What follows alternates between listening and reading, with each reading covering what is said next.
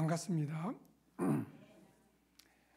1부 때도 제가 양해를 구했지만 제 목소리가 그렇게 선명하지 않습니다. 양해해 주시고, 또 1부 때 설교하고 나서 좀 더 목이 잠겼어요. 네. 그렇지만 할 말은 다 합니다.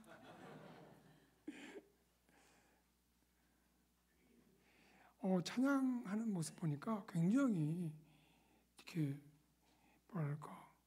힘이 넘쳐나시더라고요. 네, 아멘.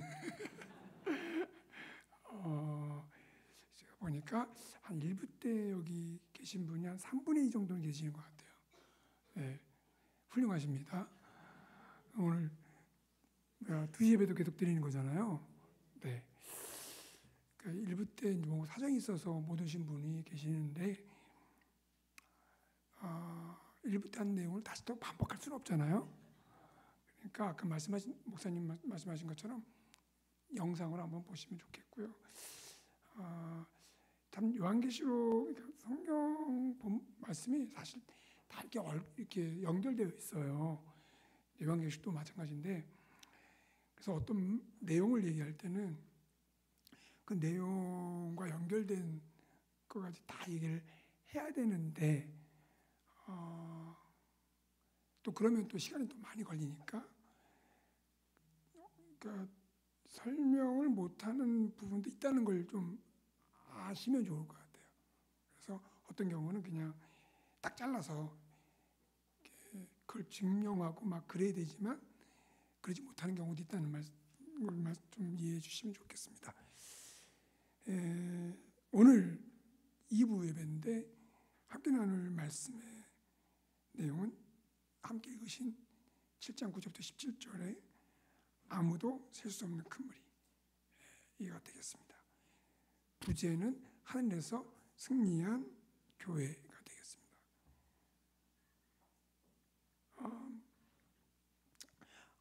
1부 예배 때는 1절부터 8절을 했고요. 이제 곧 이어지는 내용이 되겠습니다. 역시 우리가 어떤 본문을 나누든지 문맥이 되게 중요하죠.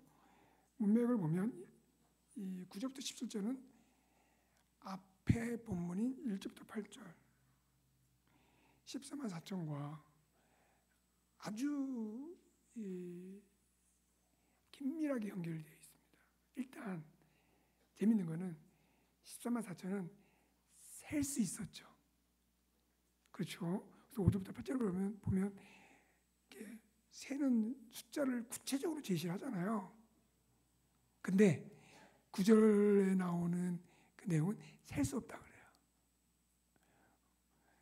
약간 정신이 없죠. 셀 수 있다고 했다가 또 셀 수 없다고 했다가. 근데 이 두 개의 주제를 비교해 보면 이거 뭔가가 다르지만 같을 것 같은 그런 느낌이 오지 않았습니까? 제가 막 강요하고 있습니다. 느낌. 되게 흥미로운 거예요. 하나는 세는데 하나는 못 세요. 자, 이런 어떤 왜 그럴까? 왜 이런? 그러니까 그냥 그런 거 관계없이도 이야기를 할 수 있는데 이렇게 좀 대조되는 그 모습을 보여주고 있다. 이걸 통해서 뭘 얘기할까? 궁금하시잖아요. 자, 그걸 여러분들에게 풀어드리겠습니다. 자, 9절부터 17절 말씀은 두 문단으로 나눠져요. 9절부터 14절, 15절부터 17절. 그래서 9절부터 14절은 셀 수 없는 큰 무리에 대한 특징들, 어떤 모습을 하고 있는가, 이걸 이제 설명을 해주고요.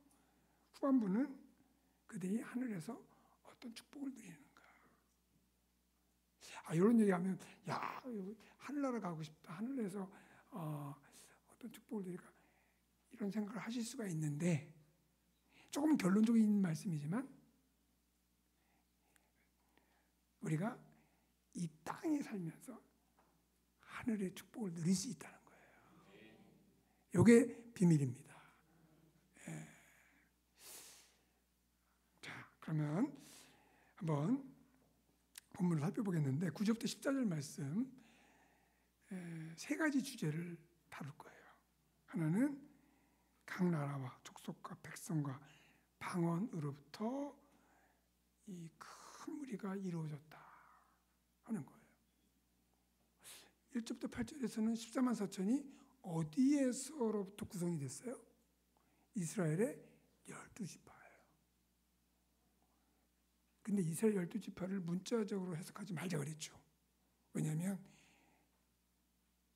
14만 4천이 교회를 의미하는데 문자적인 이스라엘로부터 나왔다? 그러면 이게 모순이잖아요. 왜냐하면 그 이유를 말씀드렸죠. 요한계시록에서 유대인, 이스라엘을 사탄의 회라고 비판을 했거든요. 그러니까 신약 시대에 들어오면서는 교회 공동체와 유대인들과는 관계가 없어요. 물론 교회 공동체 안에 유대인들이 들어올 수는 있겠죠. 그렇다고 해서 특별한 자격이 있는 게 아니에요. 요즘 뭐 백투 예루살렘 그래서 혈통적 이스라엘을 회복하자. 그래야 종말이 온다. 다 그거 뭐라고 할까? 저는 확신해서 얘기할 수 있어요. 그건 잘못된 가르침이다. 예. 그래서 막 젊은이들이 예루살렘으로 선교사로 가는 사람들이 있잖아요. 아무런 준비 없이 열정 하나 가지고 다 이거 인생을 낭비하는 겁니다. 자, 그리고 두 번째는 하나님의 구원에 대한 찬양이에요. 요한계시록은 예배의 모범을 많이 보여줘요. 특별히 하나님의 구원을, 그러니까 요한계시록 보면 하나님의 구원 사건이 많이 기록이 되거든요. 그럴 때마다 찬양이 있어요. 그래서 우리의 찬양의 동기가 뭐냐? 뭐여야 되냐? 구원이에요. 하나님이 우리를 구원해 주신 것에 대해서 그 크기와 깊이와 넓이를 아는 만큼 찬양의 그 깊이도 깊어질 줄 믿습니다. 네. 그런 내용이 있고요. 세 번째는 큰 환난으로부터 이 큰 무리가 나온다라고 되어 있는데 이게 무슨 뜻인가? 네. 저도 알아듣게 말씀해 주세요. 자, 그러면 첫 번째, 각 나라와 족속과 백성과 방언으로부터 큰 무리가 나왔다. 그래서 각이라는 말은 모든이라는 말이에요. 우리말에 조금 느낌이 좀 다를 수가 있는데 모든이라는 말로 넣어서 읽으셔야 돼요. 그래서 모든 나라, 모든 족속, 모든 백성, 모든 방언으로부터 큰 무리가 나오게 되었다라고 하는 것입니다. 자, 여기서 한번 또 우리가 확인하고 넘어가야 될 것이 있습니다. 여기에 일 후에라고 되어 있잖아요. 우리가 일부 예배 때 이 문구를 설명드렸죠. 시간적인 순서가 아니라 했습니다. 그래서 1절부터 8절하고 9절부터 17절을 시간적으로 보면 안 돼요. 장면이 바뀌었을 뿐이에요. 이걸 시간적으로 보면 어떤 해석이 나오게 되냐면 1절부터 8절은 지상에서 일어난 일, 그리고 9절부터 11절은 나중에, 이제 좀 이따 보면 하늘이라고 하는 게 표시가 나오거든요. 나중에 하늘에서 일어나는 일, 시차를 두는 해석을 하게 돼요. 절대 아닙니다. 요 이후에라고 하는 것은 장면이 바뀌었을 뿐인 거예요. 시간적인 순서가 아닙니다. 자, 여기에 아무도 셀 수 없는 큰 무리라고 하는 이 표현. 근데 이 아무도 셀 수 없는 큰 무리가 모든 나라와 모든 족속과 모든 백성과 모든 방언으로부터 나왔습니다. 이 표현이 자, 우리가 일부 예배 때도 말씀드렸듯이 요한계시록의 많은 그런 표현들, 또 이미지, 상징 이런 것들이 어디를 배경으로 해서 나왔다고 했습니까? 구약이에요, 구약. 예. 그러니까 이 구약을 배경으로 요한계시록을 해석할 수 있어서 굉장히 안전합니다. 우리 생각, 우리 어떤 경험, 뭐 상상력 해가지고 요한계시록을 해석하면 갈 길을 알지 못합니다. 그냥 미루에 빠져버려요. 그런데 우리가 구약을 배경으로 보면 가장 안전한 해석을 할 수가 있어요. 이 아무도 능히 셀 수 없는 큰 물이라고 하는 것도 사실은 구약을 배경으로 살펴보셔야 이 의미가 어떤 의미인지 알 수가 있어요. 그래서 제가 여러분들에게 구약을 소개합니다. 창세기 13장 16절 한번 같이 읽을까요? 자, 시작.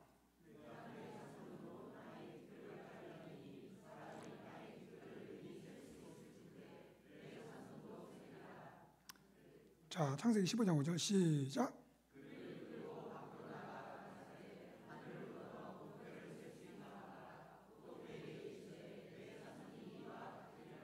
자, 그 다음에 창세기 32장 12절.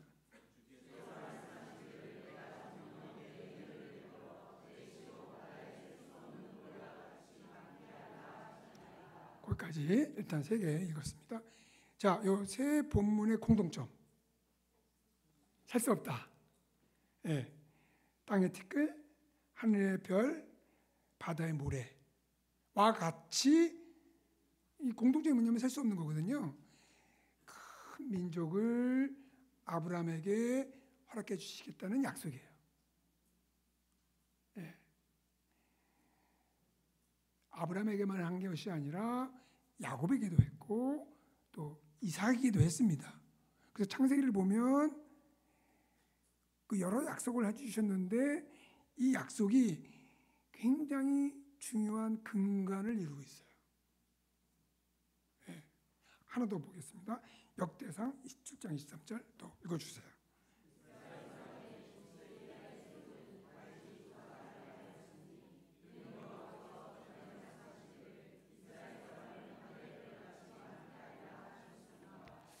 근데 우리 아름다운 교회는 은혜가 있는 것 같아요.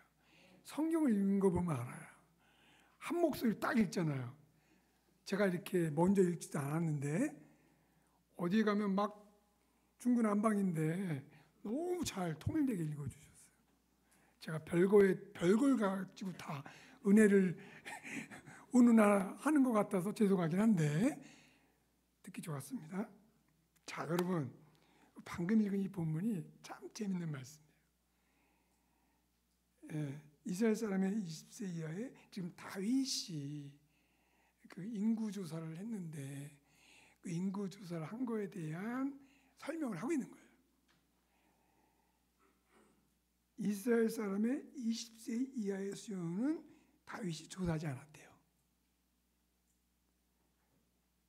이 말은 뭐냐면 21세부터 몇 세까지?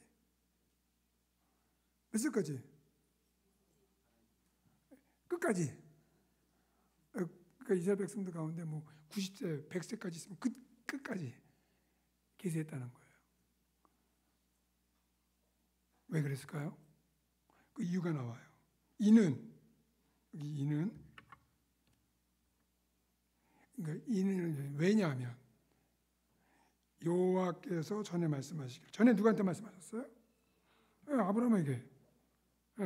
전에 말씀하시기를. 그러니까 다윗이 아브라함에게 하신 약속의 말씀을 기억하고 있었던 거예요. 그 기억을 하고 적용을 하기를 20세 이하의 사람은 조사하지 아니하였다. 왜냐하면 전에 말씀하시기를 이스라엘 사람을 하늘별같이 많게 하리라 하셨습니다. 자, 다윗이요 기억을 했습니다.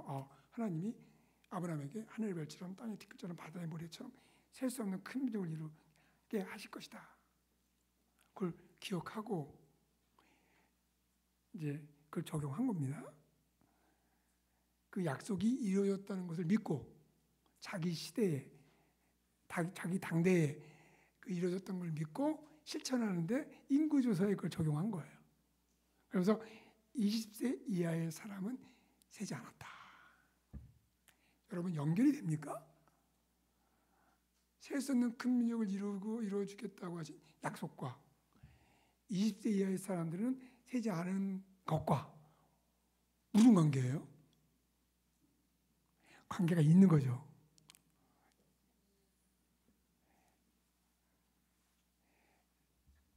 세 이하의 사람들은 세지 않아야 나머지를 세더라도 결과는 셀 수 없는 상태가 돼버린 거예요. 웃기지만 이게 사실입니다. 자, 제가 아름다운 교회 가서 3월 23일 그 부흥 사역했는데 셀 수 없는 사람이 왔어. 여기까지만 세요. 여기는 안 세. 그러면 결론이 뭐예요?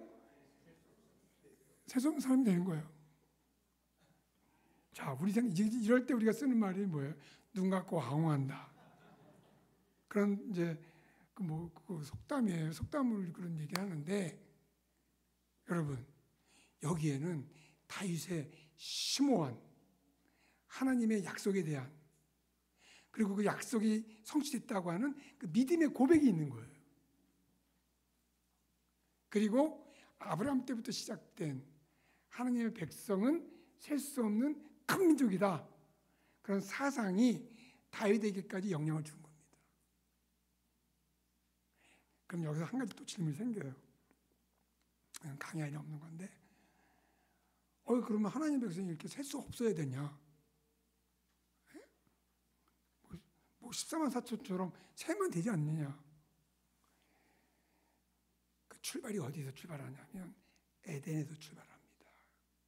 에덴에서 아담에게 하나님이 무엇이라고 명령하시고 약속하셨어요? 그렇어요.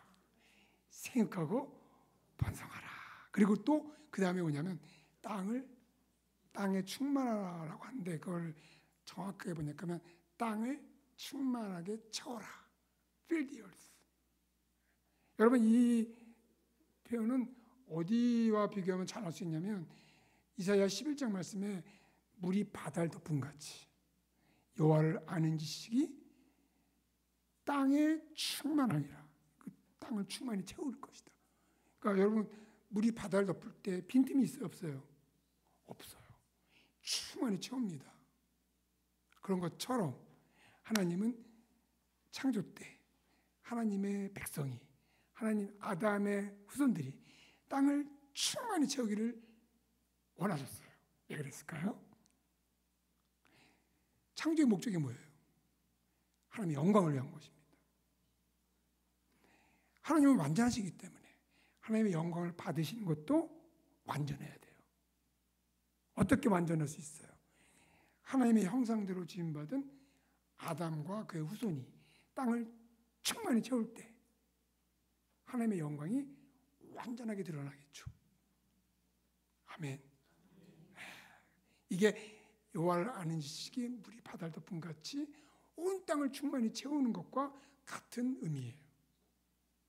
그래서 구약에는 하나님의 백성은 셀 수 없는 민족이 되어야 되는 거예요. 바다의 모래처럼, 하늘의 별처럼, 땅의 티끌처럼. 자, 이런 아브라함의 자손이라고 하는 개념이 신약으로 넘어오면서 누가 아브라함의 자손이 됩니까? 갈라디아서 3장 7절 한번 읽어주세요.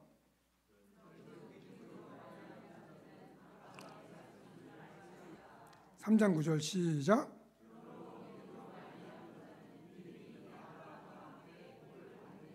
(3장 29절) 너희가 그리스도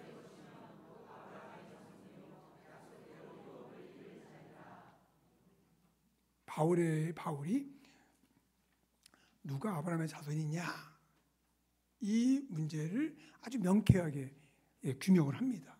누가 아브라함의 자손이에요? 그리스도에게 속한 자들이에요. 그리스도인들이 아브라함의 자손입니다.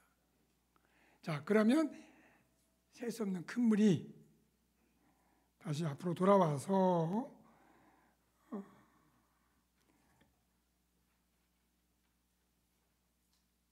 이 아무도 셀 수 없는 큰 무리가 누구냐 할 때 이 아무도 셀 수 없는 큰 무리는 바로 구약 창조 때 에덴에서 아담에게 약속하고 명령함으로, 에덴에서는 아담의 범죄함으로 그걸 이루지 못했죠. 타락한 이후에 하나님은 이 창조의 목적을 이루기 위해서 포기하지 않으시고 아브라함을 부르심으로 창조 때 가지셨던 그 목적을 이루고자 하시는 거예요. 그래서 내가 너를 통해서, 아담을 통해서 이루고자 했던 셀 수 없는 큰 민족을 이루겠다. 그래서 내가 너에게 하늘의 별처럼 땅의 티끌처럼 바다의 모래처럼 셀 수 없는 큰 민족을 주시겠다. 그게 다윗에게까지 왔고, 이제 예수님이 오셔서 12사도 위에 교회를 세우시고 그 교회 공동체를 아브라함의 자손으로 삼아 주셨어요. 그러면 셀 수 없는 큰 물이 누구를 가리킵니까? 성도들을 가리켜요. 그러니까 14만 4천을 통해서 전투하는 교회 공동체를 그 상징적으로 보여주고, 그리고 셀 수 없는 큰 무리를 통해서 표현은 다르지만 다양한 방식으로 교회를 설명해 주고 있는 거죠. 14만 4천은 셀 수 있지만 완전한 수, 더함도 없고 덜함도 없고. 그래서 하나님은 반드시 하나님의 백성을 구원하시는데 셀 수가 없으셔서 누구도 나고자 없이 하나님의 백성으로 완전하게 부르실 것입니다. 동시에 셀 수 없는 큰 무리로서 창조 때 계획하셨던 그 목적을 이루시게 되는 거예요. 그래서 14만 4천은 이스라엘 백성이라는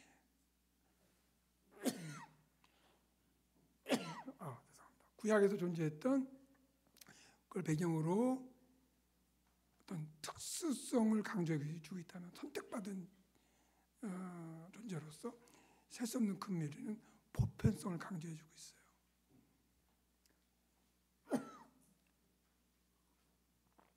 제가 감기가 들어서가 아니고 기관지가 좀 약해서 기침하는 거니까 감염될 염려는 안 하셔도.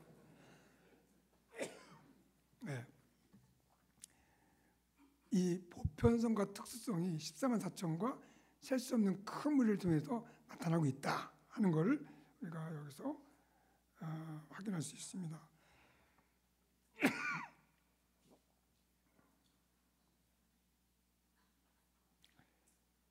자, 그 다음에 이 셀 수 없는 큰 무리의 특징들을 보면, 첫 번째, 흰 옷을 입고 있다고 하고 있습니다. 아이고. 이 흰 옷은 요한계시록에서 성도를 나타내주는 아주 중요한 특징이에요. 근데 특별히 승리의 축하를 위한 그런 복장이라고 해석할 수가 있습니다. 그다음에 두 번째, 이 셀 수 없는 큰 무리, 저와 여러분들을 가리켜요. 손에 종려가지를 들고 있다라고 말하고 있습니다. 자, 여러분, 이 종려가지 하면 요한복음 12장 13절에 예루살렘에 입성하시는 예수님을 향해서 군중들이, 그 무리들이 종려가지를 흔들어요. 이것은 메시아 예수님을 환영하고 또 메시아 예수님의 승리를 축하하는 그런 모습인 거죠. 그래서 흰옷을 입고 있다고 하는 것은 성도로서의 그런 모습을 보여주고 있는 것이고, 종려가지를 들고 있다는 것은 승리를 한 공동체라는 것을 말해주고 있습니다. 그 다음에 세 번째로, 보좌 앞과 어린 양 앞에 섰다. 이 보좌는 누구의 보좌이겠습니까? 하나님의 보좌예요. 여러분, 요한계시록에서는 하나님이라는 말 대신 보좌라는 말로 대신하는 경우가 종종 있어요. 이 보좌는 그냥 물리적으로 존재하는 그런 의자가 아니라 하나님의 통치를 상징해요. 그래서 4장 4절에 보면 하늘에 하나님의 보좌가 있고 보좌에 앉으신 이가 있다라고 말합니다. 그 말은 뭐냐면, 하나님은 온 세상을 통치하시는 분이시다. 자, 그런 뜻이 되겠습니다. 그 다음에 어린 양은 5장에서 어린 양은 하늘에 승천하셔서 영광스러운 모습으로 계시는 예수님을 표현할 때 어린 양이라는 표현을 써요. 이게 역설적인데 어린 양 하면 죽임을 당한 존재잖아요. 적어도 예수님과 관련해서. 또 구약에 보면 어린 양은 제물로 드려져야 되는 그런 대상으로 많이 사용이 되죠. 그래서 이 어린 양 그러면 뭔가 패배, 실패, 죽음 뭐 그런 느낌이 많이 들죠. 실제로 예수님은 이 땅에 사시면서 이 십자가의 죽음을 통해서 승리하신 분이에요. 물론 예수님은 실패하셨다는 뜻은 아닌데 세상의 관점에서 보면 십자가는 실패예요. 패배예요. 그런데 역설적으로 그걸 통해서 예수님은 승리하시죠. 그래서 어린 양은 어떤 면에서 그런 믿지 않는 사람들한테는 그 당시 유대인들에게는 특별히 부정적인 느낌을 줄 수밖에 없는 그런 존재인데 근데 그 어린 양이 하늘에 있어요. 영광스러운 모습을 갖고 있어요. 이게 십자가의 역설이다. 이렇게 말할 수가 있습니다.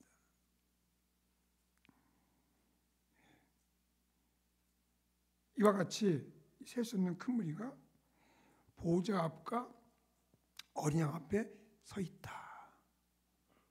여러분 무슨 뜻인지 다 알겠죠? 셀 수 없는 큰 무리가 하늘에 있다라는 거예요. 왜냐하면 보좌는 어디에 있는 거예요?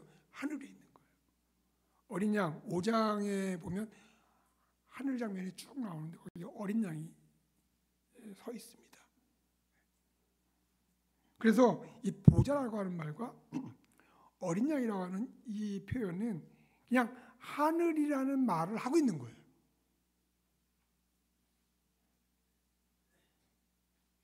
자, 그렇다면 이 셀 수 없는 큰 무리는 하늘 성전에 존재한다는 것을 아주 강력하게 말해주고 있는 것입니다.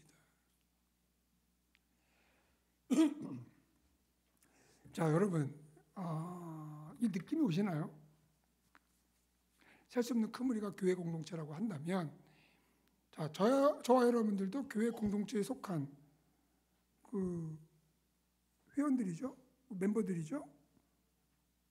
그러면 셀 수 없는 큰 무리가 교회를 의미하고, 교회 성도들을 의미하고, 교회 공동체를 의미하고, 그 셀 수 없는 큰 무리가 하늘에 존재한다면,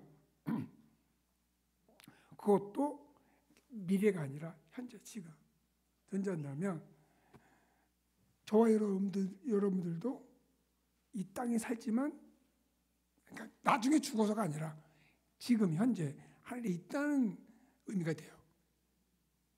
느낌이 안 오죠. 느낌이 안 오는 게 정상이에요.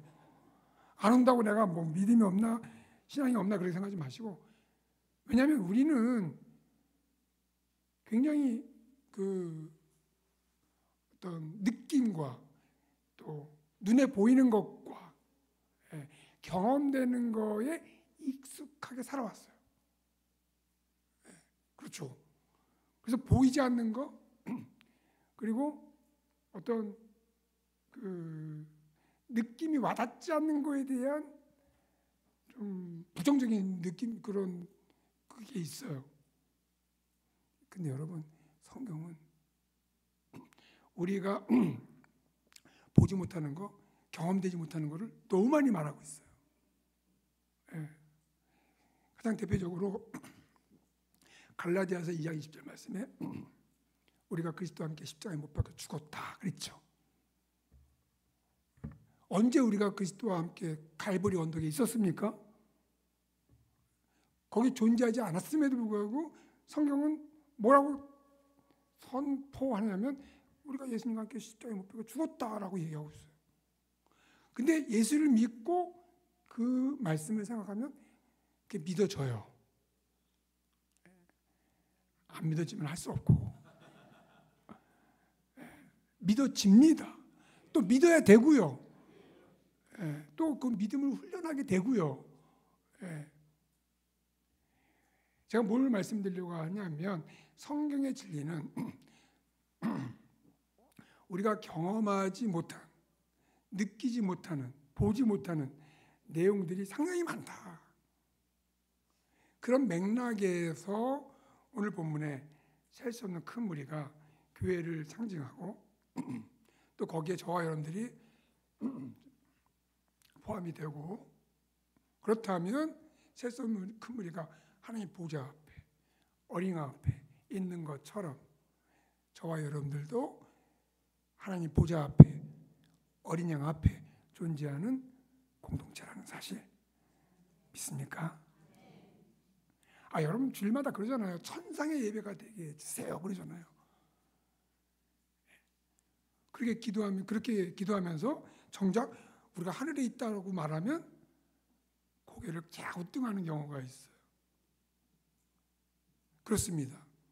여러분, 가장 우리가 하늘에 존재한다는 사실을 체험하는 그 학습장이 어디냐면 주일 예배예요. 우리가 말씀을 듣고 성도와 교제하면서 찬양을 할 때, 여기가 천국이구나. 그러면 느끼지 않습니까? 아멘, 천국이니까. 상관없어요. 여러분 느끼든 안 느끼든 상관없어요. 그게 사실이에요.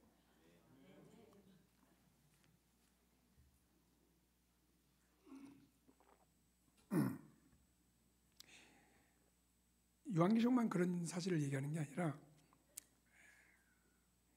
바울도 에베소서 2장 5절 6절 한번 다 펼까요? 성경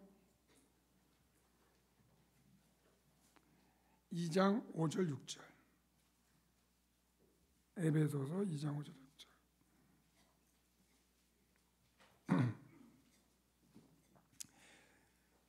자, 한번 같이 읽겠습니다. 2장 5절 6절 시작.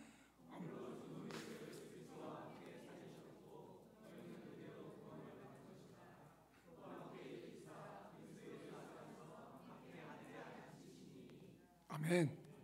하늘에 앉히셨다. 누구와 함께? 그리스도와 함께. 그래서 우리는 그리스도와 함께 죽었고 함께 부활했고 함께 승천했습니다.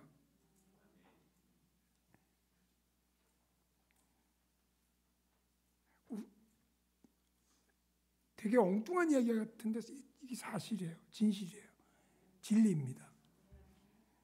자, 이러한 그 주제를 지금 요한계시록에서 이야기하고 있어요. 그러면 1절부터 8절에 14만 4천은 땅에서 전투하는 교회입니다. 하나님의 심판으로부터 보호받는 공동체다. 그래서 이 땅이라고 하는 현실에 집중해서 얘기해 주고 있어요. 이제 9절부터는 장면이 어디로 바뀌어요? 하늘로 바뀌어요. 그리고 거기에 셀 수 없는 큰 무리에 의해서 상징되는 교회가 존재한다는 거예요.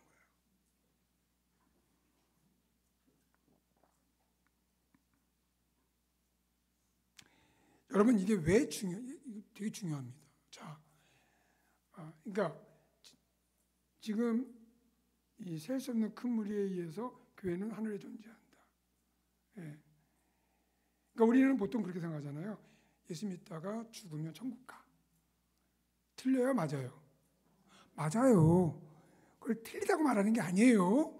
우리는 예수 믿다 하나님 부르시면 천국에 갑니다. 아멘. 이거는 아무리 강조해도 지나치지 않습니다. 그런데 살아서도 천국을 경험하는 거예요. 그런 분들이 계세요.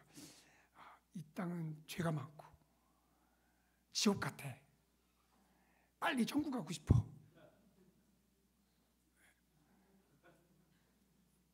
일면 맞죠. 그런데 그렇게 생각하는 성도하고 이 세상에 예수님께서 오셔서 하나님 나라를, 천국을 이 땅에 가져와 오셨다. 그래서 우리는 살아서도 천국을 경험하고 죽어서도 천국 가고. 어떤 게 좋아요? 이걸 뭐라고 말해요? 꼭 먹고 알 먹는다. 제가 이게 너무 좀 이렇게 고상한 걸 너무 비유를 좀 이렇게 들었는지 모르겠으나 의도를 아시겠죠? 그러니까 이 세상은 지옥 같아. 지옥 같죠? 그걸 부정하고 싶지는 않아요. 예. 그러면서 나는 죽어서 빨리 천국 가고 싶어. 이러면 반쪽이에요, 반쪽. 그런데 지금 여기 이 본문에서 얘기하는 것처럼 교회 공동체가 하나님의 보좌 앞에, 어린 양 앞에 있다 하므로 천국에 이미 있는 거예요. 하늘에 이미 있는 거예요. 살아서 우리는 천국을 경험하는 거예요. 그리고 죽으면 또 천국 가는 거예요. 여러분들에게 이러한 신앙이 있길 바랍니다. 예. 근데 이게 왜 교회 성도로서, 교회 공동체로서 중요하냐? 정말 이 세상이 지옥 같기 때문에 이 지옥 같은 세상을 변화시켜야 되잖아요. 예? 누가 변화시킬 수가 있습니까? 천국을 가진 사람들, 예? 하늘의 능력을 가진 사람들, 이런 사람들이 변화시킬 수가 있잖아요. 예? 우리가 전투하는 공동체로서도 굉장히 많은 위로를 받습니다. 전투하는 공동체, 하나님의 보호가 있습니다. 심판 가운데 하나님의 보호가 있습니다. 더 나가서, 이건 좀 소극적이라고 한다면 좀 더 적극적으로 성도들은, 교회 공동체는 하늘에 존재한다. 근데 여러분 여기서 한 가지 꼭 기억할 게 있어요. 제가 일부 예배 때도 조금 이제 말씀드렸는데요. 요한계시록이 한 개인에게 주어진 말씀이 아니에요. 7교회 성도들에게 주어졌어요. 교회 공동체에게 주어졌어요. 그래서 이런 우리가 하늘에 있다라고 하는 그런 고백, 어떤 그런 신앙이 나 개인적인 차원에서 또 필요하겠지만 더 필요한 건 뭐냐면 공동체가, 우리 모두가 하늘에 존재하는 공동체야. 이런 연합된 신앙, 이걸 갖는 게 더 중요합니다.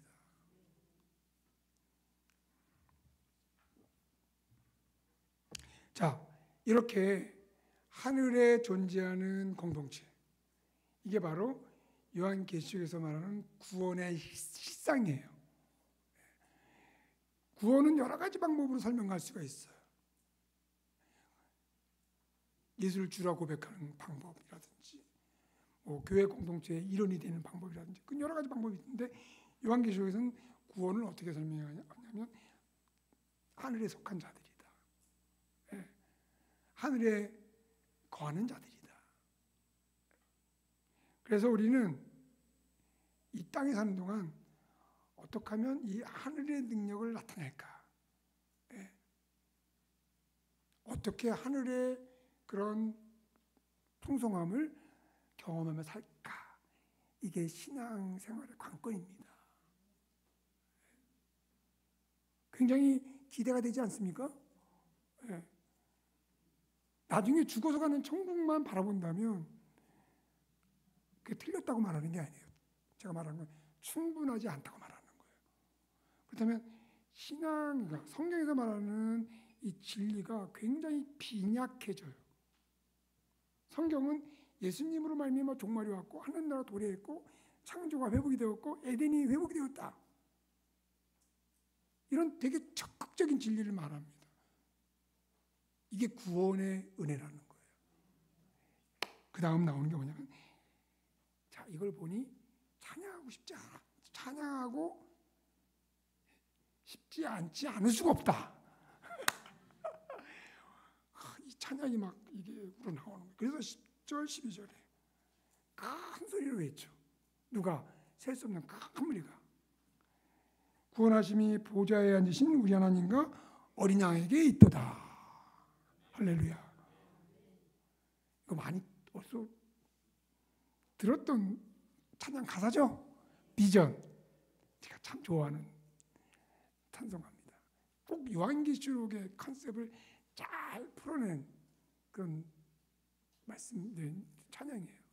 우리 모두 보좌 앞에 있다. 구원하심이 하나님과 어린 양에게 있도다.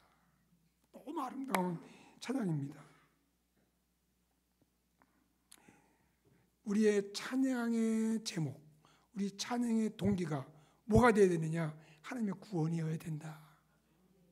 이게 예배이고 이게 찬양의 어떤 그 동기가 되어야 된다고 믿습니다.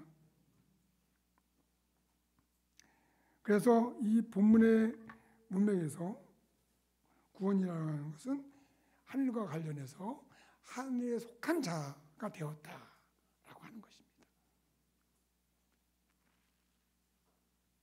그래서 우리는 이 땅에 살지만 동시에 하늘에 거하는 자들이 되는 거예요.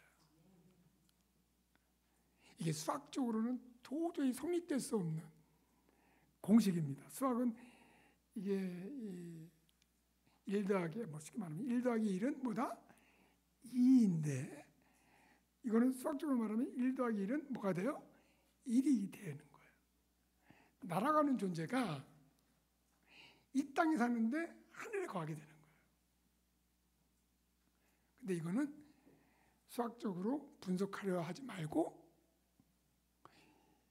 선포된 진리의 말씀대로 믿으면 되는 것입니다.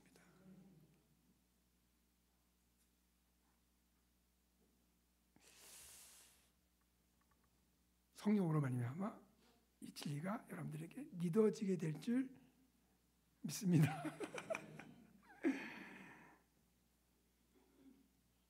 자, 이 셀 수 없는 큰 무리가 구원하심이 보좌에 앉으신 이와하고 어린 양이 있도다라고 찬양을 하니 여기에 대해서 모든 천사들이 화답을 합니다. 11, 12절에. 여기에 보면 이제 여러분 강의안하고 조금 달라요. 제가 어저께 이제 다시 또 강의안 딱 보내고 나서 제가 또 이렇게 어저께 이렇게 하면서 좀 수정을 좀 했습니다. 좀 다른 거 양해를 해주셨으면 좋겠습니다. 모든 천사가 보좌와 장로들과 네 생물 주위에 서 있다라고 되어 있습니다. 이게 이제 4장에 나와 있는 하늘의 모습을 여기서 다시 반복하고 있는 건데요. 여기서 이제 제가 여러분 강의 안에는 장로들 네 생물 막 다 설명을 해놨거든요. 근데 제가 어저께 이거 설교 시간에 설명을 하려니 너무 번거롭다. 그래서 간단하게 이렇게 줄였습니다. 한마디로 말하면 4장에서 이 보좌는 하나님의 보좌인데 하늘의 중심이다. 여러분, 하늘의 중심이라고 하는 것은 온 우주의 중심이라는 거예요.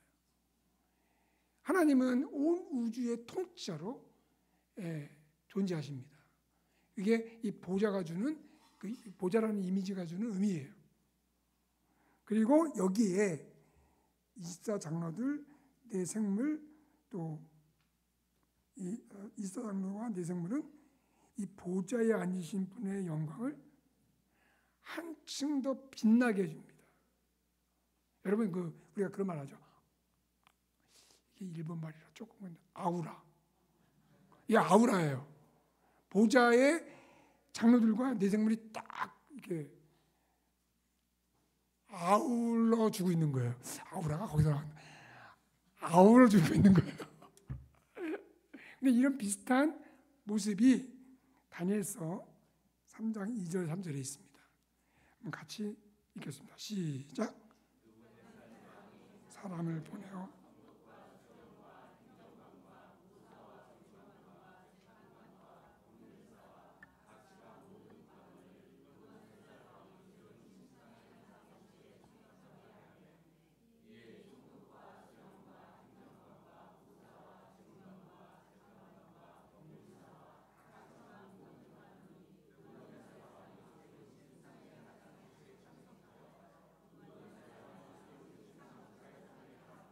네. 제가 뭐 반복하지 않겠습니다. 여러분 그림이 그려지시죠? 이 느부갓네살 왕이 뭐 여기 다 열거되어 있는 그 각계각층의 사람들 다 불러요. 왜 신상을 세웠냐? 이 느부갓네살 왕의 권위를 드러내기 위해서예요. 고대 사회에서는 그 왕은 그 신과 동일시를 합니다. 그래서 내가 하는 게 신의 뜻이다. 그러면서 온갖 착취를 다 하죠.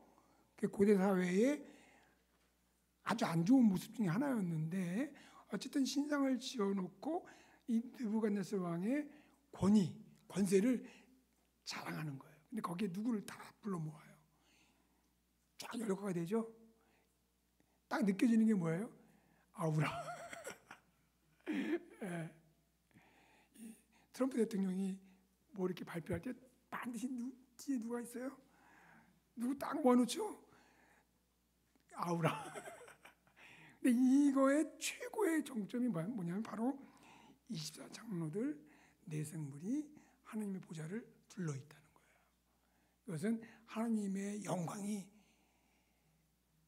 이렇게 온 우주 가운데 강력하게 드러나는 하나의 모습이다라는 것입니다. 이 천사들이 셀 수 없는 큰 무리들의 하나님의 구원을 향한 찬양에 화답하여 하나님의 보좌를 향해서 찬양을 합니다. 이런 모습이 어디서 출발했느냐면 하나님의 구원에서 출발했다는 거예요. 그러므로 여러분들이 주일마다 모여 예배드리고 찬양하는 이 찬양의 그 모습이 하나님의 구원에 대한 감사로 말미암은 것이어야 되고, 그것이 바로 천상의 예배를 이 땅에서 구현하는 것이다. 그래서 우리가 함께 예배드리고 말씀을 듣고 함께 교제할 때 우리는 천국을 경험하는 거예요. 그러면 예배 때만 천국을 경험할까요? 여러분 모든 삶이 다 예배인 거죠. 그래서 우리는 우리의 삶의 현장에서 천국에 속한 자로서, 하늘에 속한 자로서 하늘의 풍성함을 드러내며 살아야 되는 그런 책임이 있습니다. 물론 그건 특권이기도 하고, 나중에 이제 적용할 때 이 특권과 책임 같이 우리가 생각해 보려고 하는데, 이번 사경행을 통해서 이미 여러분들이 알고 계실 수도 있을 거예요. 그러나 이번 사경행을 통해서 좀 더 우리가 하늘에 속한 자로서 어떻게 천국을 누리며 살 것인지, 어떻게 천국을 선포하며 살 것인지 한번 고민해 보는 시간이 되면 참 좋겠습니다. 참 전도할 때도 참 이게 필요합니다. 여러분 전도할 때 예수 믿고 천국 가세요. 그렇게 보통 전도하잖아요. 그럼 천국이 어디 있습니까? 라고 물으면 대답하기 힘들어요. 뭘 보여줘야 되는데. 그러면 그러지 말고 예수 믿고 천국을 누리세요. 그러면 천국이 어디 있어요? 제가 천국을 살고 있는데요. 그럼 이미 여러분들 천국 살고 있어야 이제 이게 말이 먹히죠. 진짜 내가 정말 천국의 삶을 살아야 이렇게 살면 또 전도하고 싶어지겠죠. 그러면 이게 전도할 때는 너무 좋아요. 내가 천국의 삶을 사니까 인생을 낭비하지 마시고 하루빨리 좋은 말 할 때 예수 믿고 천국을 누리시죠. 그러니까 예수 믿어 줄래가 아니라 당신 예수 믿고 천국을 누리세요. 이 복음을 선포하게 됩니다. 좋지 않습니까? 그럼 여러분 뭔가 책임감이 생기죠. 이 천국의 삶을 살아야 되겠구나. 근데 이게 성경의 진리로 말씀이 없으면 이게 힘들어요. 근데 이게 지금 여기서 말하고 있잖아요. 셀 수 없는 큰 무리가 하나님 보좌 앞에 어린 양 앞에 있다. 교회 공동체는 하늘에 존재하는 공동체다. 성경이 분명히 진리로 선포하고 있어요. 그렇기 때문에 우리가 이거를 실천하기가 쉬워진다는 거예요. 자, 이 천사들의 찬양을 비교를 좀 해봤어요. 4장 11절, 5장 12절. 천사들의 찬양이 패턴이 똑같아요. 그래서 4장, 5장에 하나님과 어린 양을 찬양하는 거하고 7장 12절에 천사들이 하나님을 찬양하는 거하고 여기 빨간 글씨로 제가 깔맞춤을 해놨어요. 보시면 그 내용이 거의 똑같습니다. 자, 이런 비교를 통해서 우리가 이런 평행 관계를 통해서 알 수 있는 건 뭐냐면, 여러분 강의 안에 조금 다르게 나와 있는데 이것도 제가 어저께 좀 고쳤어요. 찬양의 연쇄작용. 먼저 4장에 보면 4장은 주제가 뭐냐면, 이 찬양의 주제가 뭐냐면 하나님의 구속 계획에 대해서 찬양하는 거예요. 그 다음에 5장은 뭐냐면 그 구속 계획이 어린 양을 통해서 이루어졌다는 것을 하늘에서 선포하고 있는 거예요. 여러분 주기도문에 보면 이 하늘과 땅의 관계를 잘 설명해 주는 내용이 나오는데, 그게 뭐냐면 뜻이 하늘에서 이루어진 것처럼 땅에서도 이루어지이다.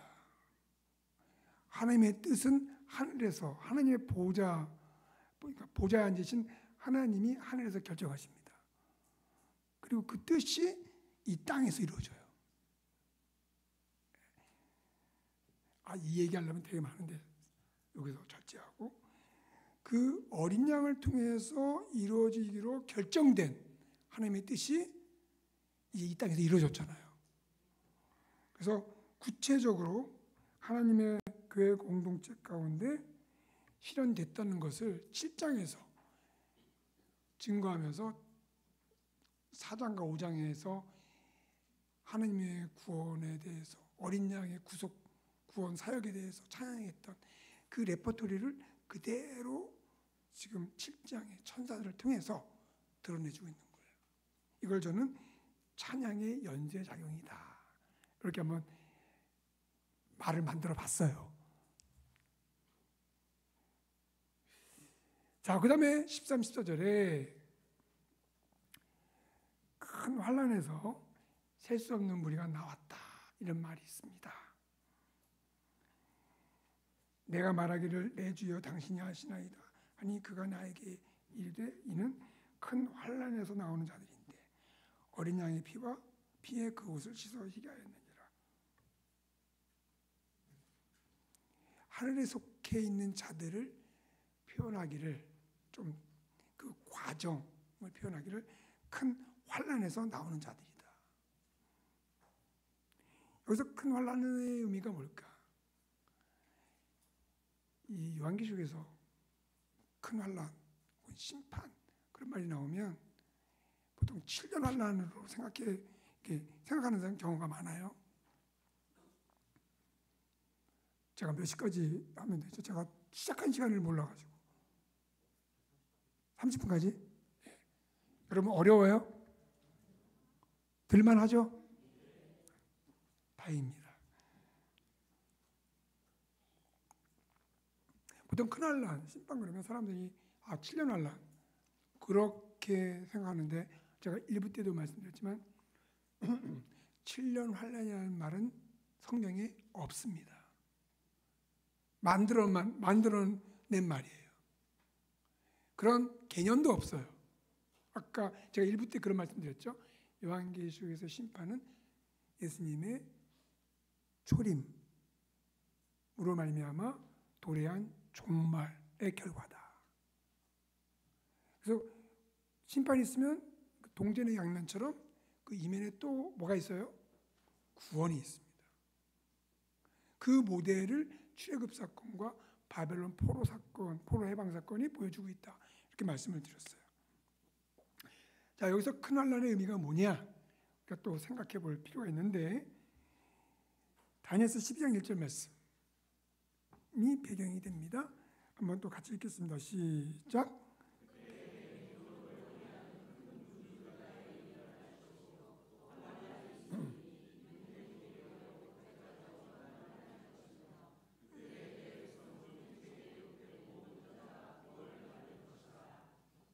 감사합니다. 여기 환난. 이 다니엘서 12장 1절에 이 환난의 이 표현이 지금 요한계시록 7장 말씀의 배경이 됩니다. 이 다니엘서 12장 1절은 그 이스라엘 백성을 핍박했던 안티오쿠스 4세에게 일어나는 하나님의 심판이에요. 이스라엘 백성들을 핍박했기 때문에 하나님께서 이스라엘 백성들을 구원해 주시겠다고 하시면서 그들을 핍박했던 안티오쿠스 4세에게 하나님이 심판을 내리시는 그런 내용입니다. 그래서 이 환난은 누구에게 환난이냐면 성도들에게 환난이 아니라 대적자 안티오쿠스 4세 헬라 제국에 대한 그들의 환난이에요. 자, 이 환난을 통해서 다니엘서 저자는 종말에 있을 심판을 전망하는 거예요. 요한계시록은 이 환난을 이런 이 구약을 배경으로 해서 초림부터 재림 사이에 있게 되는 심판. 요한계시록에서는 이 심판을 인, 나팔, 대접, 심판을 통해서 그 표현해주고 있다고 말씀드렸죠. 예. 그러니까 초림부터 재림까지가 심판이에요. 그리고 동시에 구원의 시대예요. 이거 잠깐만 말씀드리면 왜 요한이 7교회 성도들에게 이렇게 심판을 강조하고 있을까요? 되게 강조가 되거든요. 인, 나팔, 대접 3번 반복해서 그것도 한 번이 아니라 7개씩 시리즈로 하면서 3번 반복해서 심판을 얘기해줘요. 엄청난 또 분량이에요. 왜 이 심판을 강조할까? 이유가 있을 거 아니겠습니까? 제가 일부 예배 때 그 말씀을 드렸습니다. 요한계시록에서는 하나님의 인침을 받느냐 짐승의 표를 받느냐, 풀어서 말하면 하나님을 예배하느냐 황제를 숭배하느냐, 그 싸움이에요. 요한계시록은 황제 숭배하지 말고, 황제 숭배하는 거는 죽는 길이잖아요. 근데 그 당시 대세는 로마 제국이에요. 얼마나 화려합니까? 얼마나 강력합니까? 많은 사람들이 황제를 숭배해요. 그러면서 황제를 숭배함으로써 그런 또 사회적 이익을 얻습니다. 로마 시민권을 가지면 굉장히 많은 그 이익을 얻지 않습니까? 그렇죠? 그래서 그런데 훨씬 더 황제를 숭배하는 게 쉬워요. 쉬운 길이에요. 넓은 길이에요. 요한의 입장에서는 그건 죽는 길이에요. 그렇지만 죽는 길이다. 살 길을 이제 제시하는 게 하나님을 예배하는 자가 되라. 근데 이건 너무 어려워요. 설득을 해야 되잖아요. 어떤 방식으로? 심판하러 있다. 아무리 강력한 권세를 갖는 로마 제국의 황제라 하더라도, 또 열방을 향해서 그 강력한 국권을 행사하는 로마 제국이라 하더라도 하나님의 심판 아래 있다. 자, 이렇게 되면 성도들이 설득이 될까 말까 하겠죠. 확 되지는 않겠지만 사람의 마음이 그렇게. 어쨌든 자, 그러면 뭐라고 말하는 거예요? 성도들을 향해서 도전하는 거죠. 7교회 성도들이요, 당신들은 심판 아래에 있는 자들 앞에 서겠느냐, 아니면 우주를 통치하는 하나님 앞에 서겠느냐, 어느 편을 선택하겠느냐, 그 도전을 하는 거예요. 그래서 심판이 되게 중요하게 취급이 됩니다. 물론 이게 약간의 부정적인 그런 접근이죠. 심판은 그 소극적인 부정. 적극적으로 또 뭘 얘기해 주는 거예요? 당신들은 하늘에 있는 거다. 그래서 능히 승리할 수 있는 존재다. 자, 이렇게 저렇게 하여튼 요한계시록은 어떻게 하면 황제 숭배를 거부하고 하나님을 예배할 것인가에 대한 이게 하나의 이슈라고 할 수가 있습니다. 예. 자, 이 큰 환란이라고 하는 것은 구약을 다니엘서 12장 1절 말씀을 배경으로 해서 이 초림부터 재림까지 이 시대적 특징을 나타내는 심판의 시대라는 것, 이것을 다르게 표현해주고 있는 것입니다.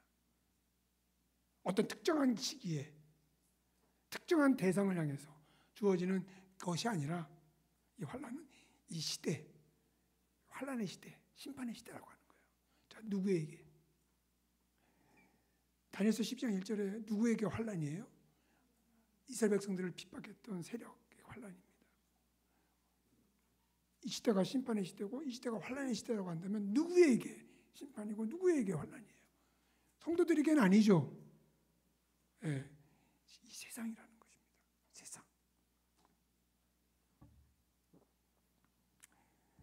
여기에 큰 환란으로부터 나오는 자들이다. 이 표현이 있는데 제가 늘 이제 교회에서 목사님들 말고 성도님들에게 강의나 설교를 할 때 항상 고민하는 게 뭐냐면, 여러분 TMI라고 아시죠? TMI. Too much information. 항상 그런 게 고민이에요. 성도들에게 TMI가 아닐까. 목사님들에게 강의할 때는 이거 뭐 없는 거 있는 거 다 끌어다가, 왜냐하면 굳이 설교를 하지 않더라도 알아야 되는 것들이 많이 있거든요. 성도님들한테 이게 과연 필요할까? 고민을 하는 내용이에요, 이게. 근데 이제 여러분들이 이게 TMI인가 아닌가는 여러분들이 판단해 보십시오.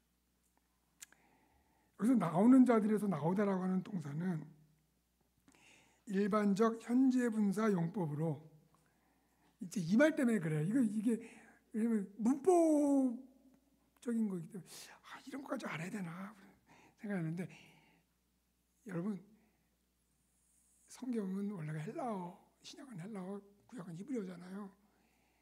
문법이 되게 중요해요. 예. 그래서 제가 여러분들께 이게 강의하지만 다 이렇게 언어로 살펴보고 분석해보고 한 결과를 여러분들에게 나눠드리는 거예요. 근데 이것도 이제 일반적 현재 분사, 그러면 좀 너무 그런 거 아니야? 그런데 이제 좀 알 필요가 있어서 한번 제가 여러분들에게 소개합니다. 이 나오다라고 하는 것은 현재 분사 용법인데, 일반적으로 현재 분사 용법 중에 뭐가 있냐면 시간이나 어떤 진행의 의미 없이 단순히 어떤 부류에 속하는 것으로 그 주어를 규정해 준다. 제가 이거는 출처를 딱 밝혔습니다. 예. 이게 무슨 말이냐면, 나오다라는 게 어떤 과정을 얘기해 주는 것이 아니라 어떤 부류에 속했느냐 하는 거예요. 그러면 환란으로부터 나왔다. 나와서 어디에 속하게 되는 거예요? 하늘에 속하게 된다. 그럼 여기서 이 나온다는 것은 어떤 진행의 의미보다는 어디에 속했느냐라는 것을 규정해 주는 것이다. 누가? 주어가. 누가 나오는 거예요? 셀 수 없는 큰 무리는 큰 환란으로부터 나오는 자들이다. 그러니까 큰 환란에 속하지 않고, 그러면 그 반대쪽 하늘에 속한 자들이라는 것입니다. 그냥 쓸데없는 그렇지만 또 알아두면 좋은 그런 내용이라고 생각합니다. 그래서 하늘에 거하는 자들을 큰 환란으로부터 분리되어 하늘에 속한 자들이라고 규정한다 하는 것입니다. 그럼 여기서 분명해지죠. 이 세상은 환란에 있고 우리는 하늘에 속한 자입니다. 그렇다고 하여 우리가 이 세상을 떠나간 건 아니죠. 여전히 이 세상 안에 있습니다. 이게 이제 나중에 우리가 하나님이 부르셔서 이 상황을 떠나겠죠. 우리 몸은 여기에 있어요. 그런데 동시에 우리는 하늘에 있어요. 1절부터 8절이 이 세상 안에 있는 우리의 모습을 보여주는 거고요. 9절부터는 하늘에 속한 우리의 모습을 보여주고 있는 거예요. 그런데 1절부터 8절은 환난 가운데 있지만 하나님의 보호가 있다. 더 적극적으로 9절부터는 셀 수 없는 큰 무리로서 하늘에 속한 자들이다. 여기서 멈추면 안 돼요. 하늘에 속한 자로서 우리가 이 땅에 살기 때문에 이 땅을 어떻게 해야 됩니까? 천국으로 변화시켜야 돼요. 그 능력을 가지고. 자, 이것이 여러분들이 해야 될 고민이에요. 시간이 많이 지났기 때문에 조금 건너뛰겠습니다. 30분까지 끝내라고 했기 때문에. 자, 15, 17절은 이 구약을 배경으로 하는 어떤 그 하늘에서 누리는 축복인데 15, 17절을 그냥 읽으시면 안 되고요. 이 구약하고 이렇게 구약의 말씀을 가져왔다고 생각하셔야 돼요. 구약에서 출애굽기 3장 12절, 레위기 26장 11절, 에스겔 37장 27절 이 표현들을 가져와서 사용하고 있어요. 그리고 또 이사야 49장 10절, 에스겔 34장 23절, 이사야 25장 8절.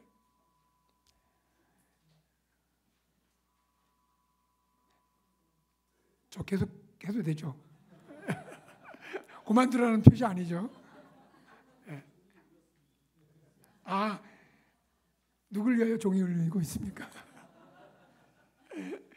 자, 이 구약 배경을 통해서 우리가 뭘 배우냐면 그냥 요한이 자기 생각에 막 쓴 게 아니라 구약에 이런 내용이 있어서 그거를 가져오고 있는 거예요. 근데 이 구약의 내용이 뭐냐면 출애굽 사건과 새 출애굽 사건이에요. 새 출애굽은 뭐냐면 바벨론 포로의 왕 사건입니다. 그러니까 출애굽과 바벨론 포로의 왕 사건의 공통점이 뭐냐면 하나님의 구원 사건이에요. 그 배경을 가져다가 셀 수 없는 큰 무리가 하늘에서 누리는 구원의 은혜를 표현해주고 있어요. 자, 이렇게 설명드리고 또 하나 중요한 게 뭐냐면 이 15, 17절하고 21장 22절 말씀을 비교해보면 또 여기서 이런 평행관계가 보여져요. 21장 22장은 예수님 재림할 때 완성될 모습이에요. 이게 뭐예요? 하늘에서 성도들은 미래를, 완성될 미래를 미리 경험하고 있습니다. 이 영어로 표현하면 the presence of the future. 미래가 현재 와 있는 거예요. 참, 아니 땅에 있다가 하늘에 있는 것도 믿기 어려운데 또 미래가 하늘에 현재 와 있어? 이게 요한계시록에서의 기가 막힌 이 하나님의 그런 구원의 진리를 표현하는 방식이에요. 그러니까 성도가 존재하는 하늘은 이 땅에 살지만 미리 천국을 경험하는 곳이고 또 현재 있지만 미래를 미리 경험하는 곳이다. 완성을 미리 경험하는 곳이다. 굉장히 고차원적인 방정식이죠. 근데 성숙한 그리스도인이라고 한다면 이런 부분들을 잘 헤아려서 이해하시는 것이 필요합니다. 끝으로 정리. 교회는 심판받아 환난 가운데 있는 이 세상으로부터 구원받아 하늘에 존재하는 공동체이다. 교회는 하늘에 존재하여 하나님의 영광의 자리에 동참하는 공동체이다. 이것도 여러분 강의하고 좀 틀리죠? 제가 조금 보완을 했습니다. 여러분, 교회 공동체가 간단한 집단이 아니에요. 하나님의 영광에, 나중에 아니고 현재, 지금, 여기서 동참하는 공동체라는 거예요. 하나님의 영광. 참 이게 되게 추상적인 단어인데 굉장히 실제적인 단어예요. 하나님의 영광, 동참하는 하늘의 존재함으로 말미암아. 여러분, 구약에 보면 하나님의 영광을 보는 자마다 죽었어요. 그냥 지성소에 대제사장이 자기를 잘 보살피지 않고 들어갔다가 그냥 죽습니다. 그만큼 하나님의 영광은 그 타락한 인간이 그 근접할 수 없는 그런 특징을 갖고 있어요. 그런데 우리가 하늘에 있다고 그래요. 하나님의 보좌 앞에 있다고 그래요. 우리의 상상력이 어디까지 미칠 수 있을지는 모르나 여러분, 믿음 안에서 생각하고 그걸 상상하고 그런 시간이 되시기를 바랍니다. 교회는 승리한 공동체입니다. 하늘의 승리한 공동체예요. 땅에서 전도하는 공동체이면서 이미 승리를 쟁취했습니다. 진정한 그 해방, 출애굽을 통한 구원, 바벨론 해방을 통한 구원의 성취를 이루는 공동체입니다. 자, 그러면 우리는 어떻게 살아야 되는가? 제가 아까 잠깐 말씀드렸죠. 특권, 분명히 특권입니다. 그렇죠? 이 특권을 여러분 분명하고 확실하게 파악하시기 바랍니다. 우리가 갖고 있는 이 특권. 그런데 이 특권은 뭘 동반합니까? 책임이에요. 그걸 드러내야 되는 거예요. 하늘에 있는 우리의 이 특권, 이 신분, 이 정체성, 이대로 살아야 되는 책임이 있는 거예요. 그래서 바울 같은 경우에 뭐냐면 그걸 이제 인디커티브, 임페러티브라고 말하는데 너희는 뭐뭐뭐뭐이다. 너희는 하나님의 자녀이다. 너희는 은혜 아래에 있다. 그 다음에 하는 말이 뭐냐면 너희가 그런 자답게 살아라. 그게 임페러티브, 인디커티브. 그러니까 뭐뭐뭐이다라고 하는 이게 되게 균형이 필요해요. 뭐뭐이다. 우리의 어떤 정체성, 신분에 대해서 충분히 얘기되지 않고 당신들은 이렇게 살아야 돼. 그럼 뭐예요? 그게 뭐야 돼? 폭력이에요. 억압이에요. 많은 교회가 그러잖아요. 윤리적이고 도덕적인 걸 강조해요. 강요해요. 그러지 말고 우리는 뭐뭐이다라고 하는 거에 먼저 충분히 인식이 되고 그 다음에 그럼 어떻게 살아야 되는가 이렇게 해라 하는 거죠. 근데 또 임페러티브는 없고 우리는 뭐뭐이다라고만 강조하면 방종에 빠져요. 그래서 항상 우리는 우리의 정체성, 우리의 존재에 대해서 진리를 통해서 충분히 깨닫고 충분히 인식하고 그리고 나서 그럼 우리가 어떻게 살아야 되느냐. 그답게 살아야 되지 않겠냐. 여러분, 혼자 하지 말고 함께 하십시오. 함께 이 하늘의 능력을 여러분의 삶의 현장에서 드러내는 아름다운 교회 공동체가 되기를 바랍니다. 기도하겠습니다.